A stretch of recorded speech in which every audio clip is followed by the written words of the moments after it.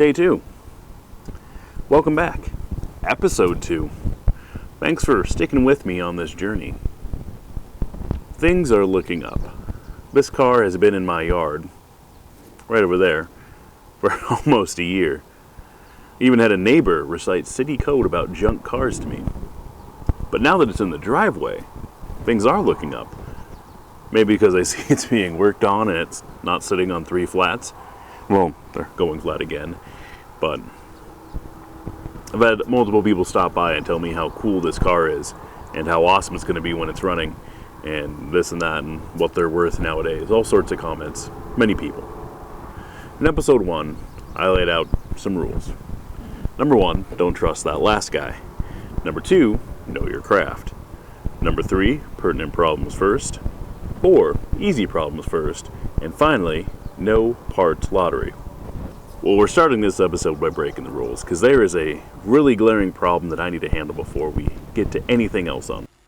Hantavirus! With the long nose, I don't even have to get in here to clean it.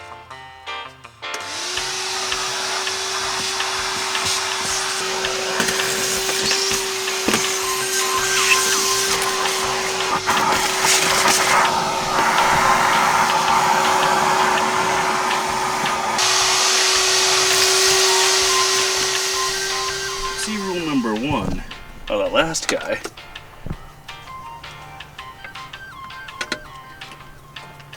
A single power lead. Maybe they're right. That wouldn't make any sense. But I think going forward, this all needs to get junked. And will.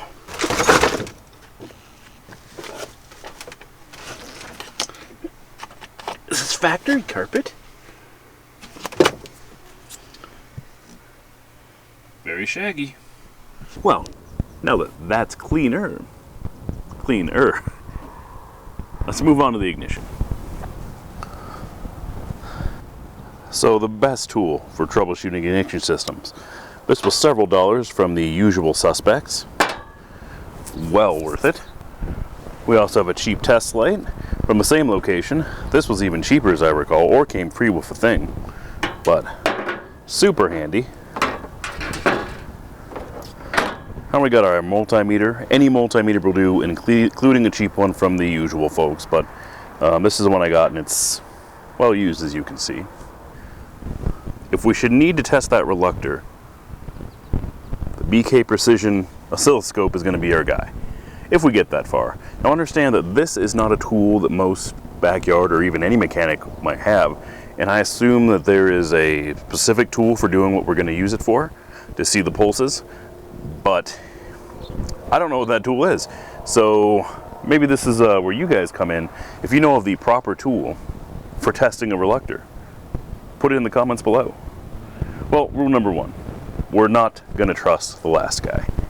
So we are going to use this guy, and we're going to check for spark. Use of this is super easy. I'll show you that in a second.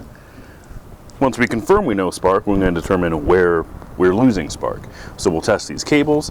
They're probably good because they look pretty fresh. I've never seen a full set of cables go bad. That would be ridiculous. Well, other than them rotting away, but these look really good. I don't know if the intermediate owner tried to revive this himself or what that was. Following that, we're going to check the coil. We'll check for voltage and seeing if it's getting the ground signal. We'll move on to the reluctor inside the distributor, which I showed you in episode 1, and then finally the ignition control module. Stick with me for the ride. Well, I suppose we should put a battery in this, see what happens. That's such a cool design. Battery tray there. Let's see. Our negative is also black. Or at least the end of it's black. Alright. Make sure that's right. They both go to the same spot, so it's hard to tell. Nothing. There's power there. 1264. And it's not a bad battery at all.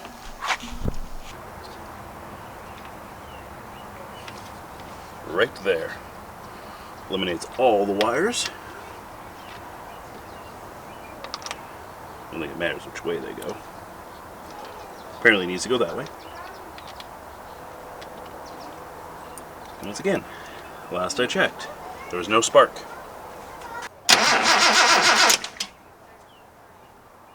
You saw that. That was a spark.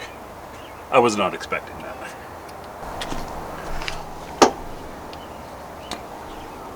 Wow. Wow. Not expecting that at all.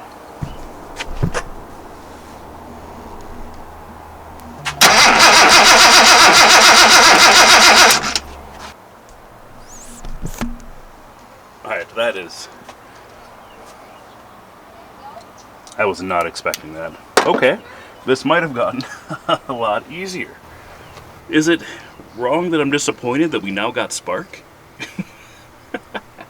Because I am. Because I was going to go through this whole thing. Looking at our book here, our firing order is 142635.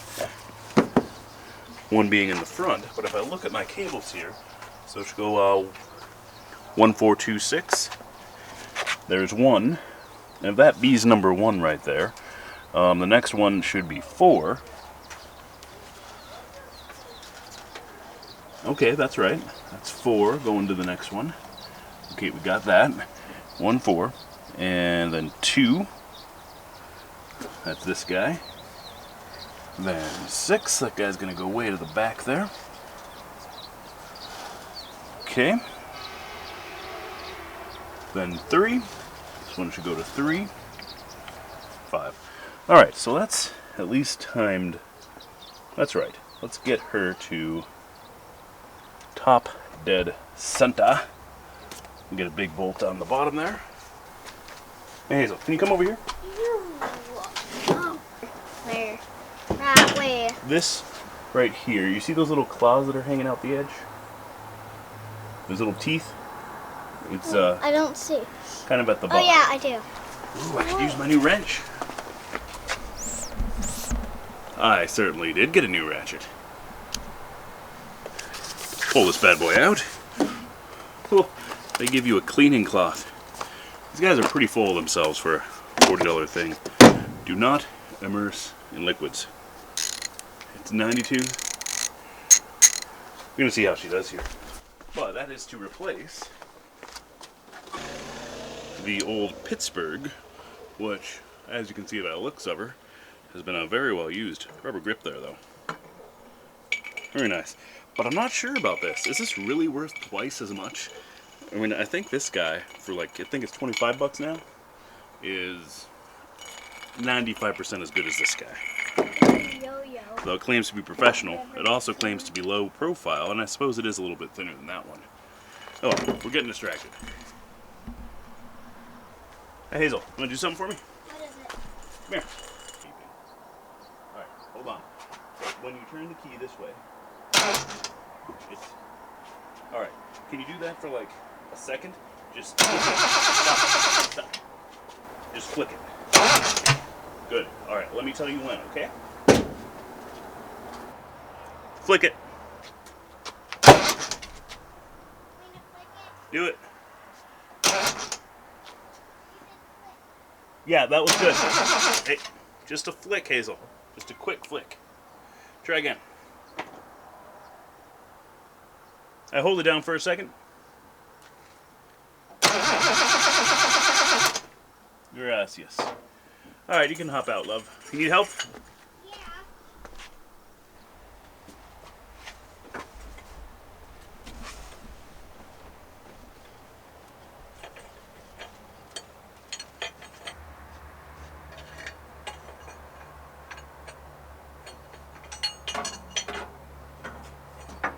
Just a beauty mark.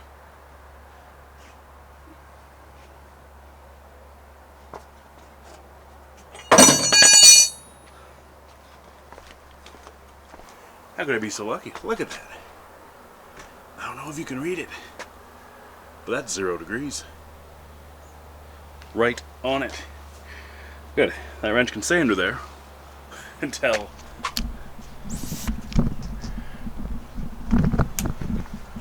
Now let's see here. Okay, number 1. Right there. that bees number 1. Bat is pointing nowhere near that.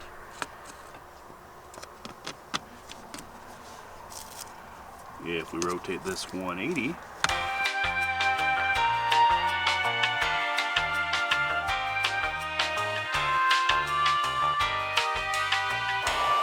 followed by 4. Which one are you? Yeah, that's 4. Oh man, move flammables away.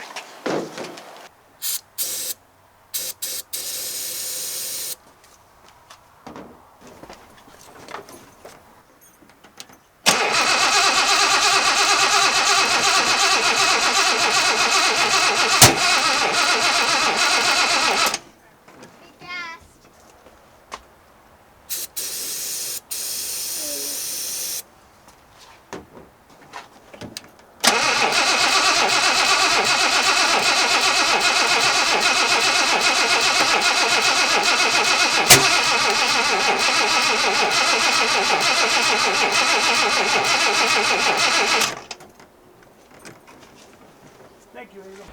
So, maybe rule number 6 is to know when to shut her down.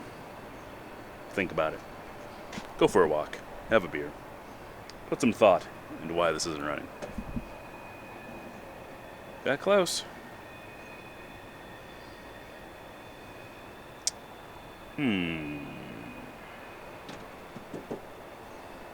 Alright. Stay tuned. But it's getting late, as you can see. It's dark and stuff. This thing has no cat, as I showed you. Definitely no muffler, because it's right off there. If it should start, the neighbors will be thrilled. Well, it's somewhat late, but I thought about this more.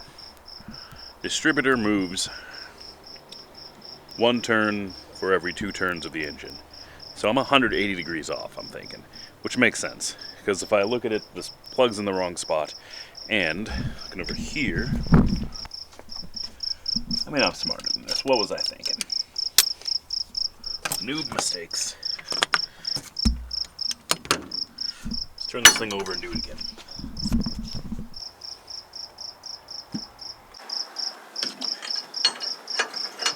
Let's advance her 10 degrees. So, number 1 should hit right there. I'm just going to start over on this. Noob mistake. Yeah. So it fired number 1 10 degrees sooner. Number 1. Number it runs that way.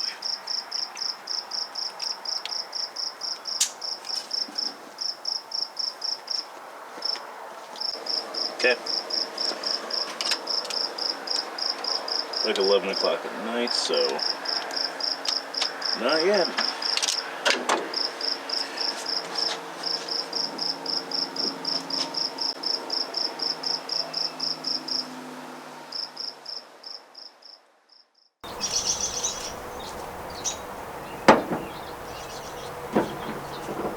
It's another day. This thing may start today. We're gonna just jam the throttle open. Ooh, the old-fashioned connection.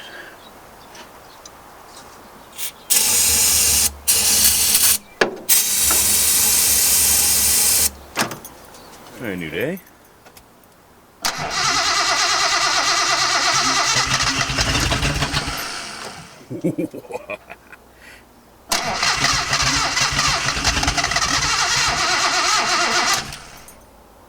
Oh, that is so close.